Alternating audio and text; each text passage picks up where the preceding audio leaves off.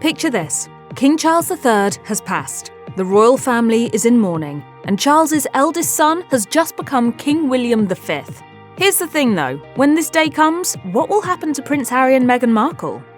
It's probably not a stretch to assume that Prince William isn't very pleased about some of the things his brother has said about him. As brothers, you have good days, you have bad days. In his memoir, Spare, Prince Harry alleged that William laughed at his panic attacks, called Meghan Markle rude, and even physically assaulted him. And sure, brothers squabble, but this feels like something different, and so it's fair to say Harry probably won't play a key role in William's monarchy. Still, bad blood isn't the only reason Harry could be left by the wayside. William is known to favour the idea of a slimmed-down royal structure, which means his reign could prioritise those actively involved in public duties. Among other things, this can have an impact on what royals are allowed to call themselves. King Charles III and Queen Elizabeth II each had the power to issue and revoke royal titles at their own discretion, and they weren't afraid to use it. Take Prince Andrew, for example, a man now most famous for, well, this. It was almost impossible for me to sweat. When Prince Andrew was accused of sexual abuse by Jeffrey Epstein victim Virginia Giuffre, Queen Elizabeth took away his honorary military roles and required him to stop using the title of His Royal Highness.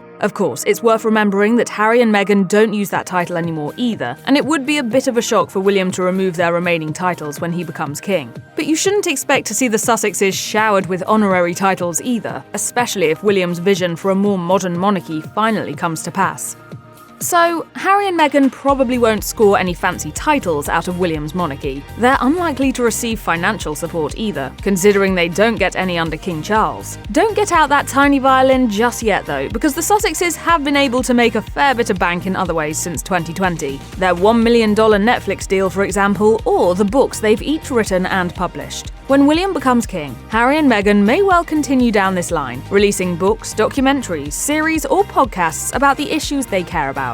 Keynote speeches have also been a lucrative activity for the couple. Back in 2020, they signed with the Harry Walker Agency, and the Sunday Times reported that they could earn up to $1 million per speech. Harry also landed a job as the Chief Impact Officer at the coaching platform Better Up, a job that the Mirror reports could pay as much as $2.5 million per year. And even if they don't receive a salary for it, they still both be directors of Archewell, the non-profit organisation named after their son, Archie. Heck, Meghan could even return to the world of acting. She had just wrapped her role as Rachel Zane on the hit TV show Suits in 2017 when she announced that she'd be leaving Tinseltown behind, but she assured her fans that she would not be giving anything up.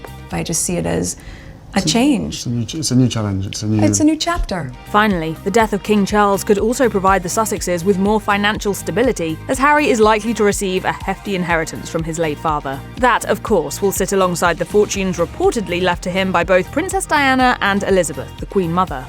Harry and Meghan's move to California brought them much closer to the Duchess's mother, Doria Ragland. Notably though, Ragland was the only member of Meghan's family who attended the couple's wedding in 2018, and it doesn't seem like a reconciliation with the other Markles is on the horizon either. Aside from living near the couple and reportedly helping to raise their children, Ragland has never spoken negatively about her daughter in public, which is more than can be said for Meghan's half-siblings, Samantha and Thomas Jr. Even if Samantha and Thomas do somehow reconcile with Meghan in the future, it seems unlikely that they will ever truly become close, given that their estrangement stems from both personal and public betrayals. The same can be said for Meghan's father. Not only has Thomas Markle made his grievances very public indeed, but he is also reportedly close to the end of his life. In 2024, Samantha told the Daily Mail that her father had suffered 2 heart attacks and a stroke. She said, "We don't know how long he has." Samantha also criticised Meghan for not reaching out at all after marrying Harry in 2018. She added, "Meghan has no idea what she is missing out on, because when my dad goes, it will be too late. Believe me, I know. You can't get back that time. It leaves a hole in your heart." This is all to say that, when William becomes king, the Sussexes may well find themselves isolated on both sides of their family, and it's likely that Meghan's mother will be their only reliable source of support.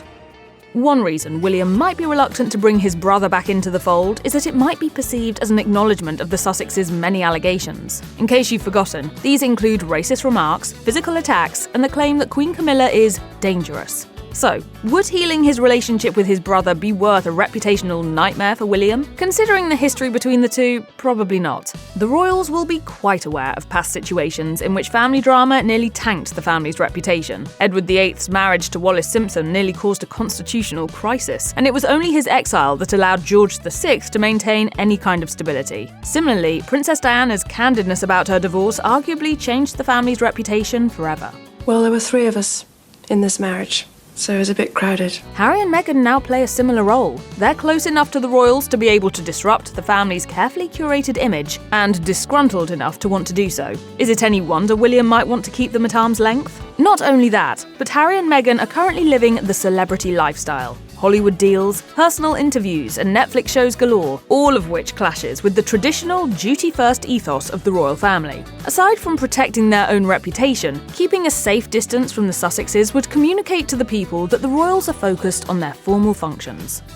These days, much of the royal family's behaviour is directed by public opinion. In 2024, a poll suggested that less than 30% of the British public favours the Sussexes, so it's no surprise that neither Charles and Camilla nor William and Catherine attended the christening of Princess Lilibet the year before, despite reports that they had all been invited. That's not to say this will never change, however. Prior to their departure announcement in 2019, the Sussexes enjoyed relatively high favourability ratings in the United Kingdom, so who's to say they won't be able to rehabilitate their image with time? After all, William will likely be king for 3 to 5 decades if he lives as long as his grandfather, and public sentiment toward Harry and Meghan and the monarchy might change during those years. Notably, Queen Camilla herself was hated and vilified in the 1990s for being Charles's other woman, but her image was slowly rehabilitated by the firm and the British media over time. By 2024, polls were showing that half of the British public viewed her favourably. The same thing could easily happen to Harry and Meghan under William's rule, in which case, a family reunion might be in William's best interests.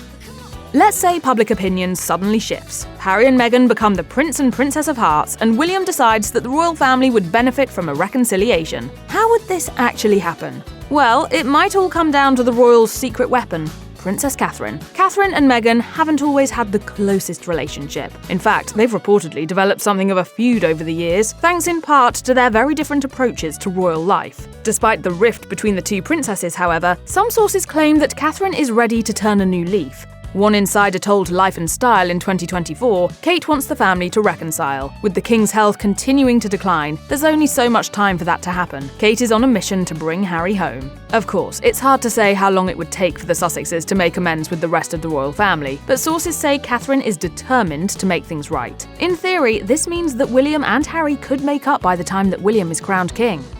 Boom.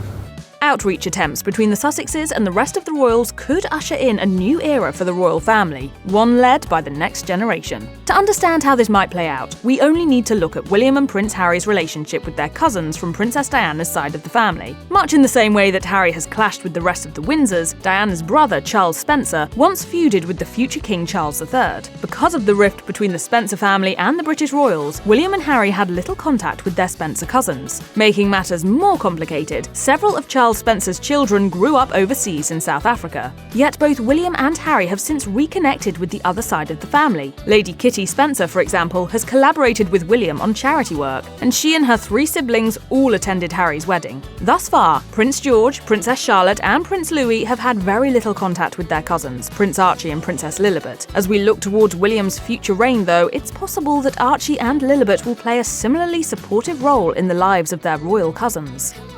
There will be a limit to any kind of reconciliation between the Sussexes and the royals, however, and that limit lies not just with the royals, but also their staff. Reports indicate that some palace staff members are determined to get their revenge on Harry and Meghan. Many of the Sussexes' previous hires have reportedly found it nearly impossible to work with the couple. Some have even alleged that they needed therapy following their time with Harry and Meghan. While these claims are certainly shocking, they do echo reports from former palace aide Jason Knauf, who claimed to have witnessed Meghan bully her staffers. I am very concerned that the Duchess was able to bully 2 PAs out of the household in the past year. Although it's impossible to know what really went down between the Duchess and her team, it's fair to say that there's plenty of bad blood between the Sussexes and staff who keep the firm running. In fact, there is so much negativity flowing between the warring parties that it's unlikely matters will be resolved before William becomes king, if they're ever resolved at all. Essentially, this means that, even in the best case scenario, Harry and Meghan won't be moving back into any royal residences years after William takes the throne. The palace staff probably wouldn't support such a move, and the Sussexes wouldn't enjoy living among those who have leaked gossip to the press.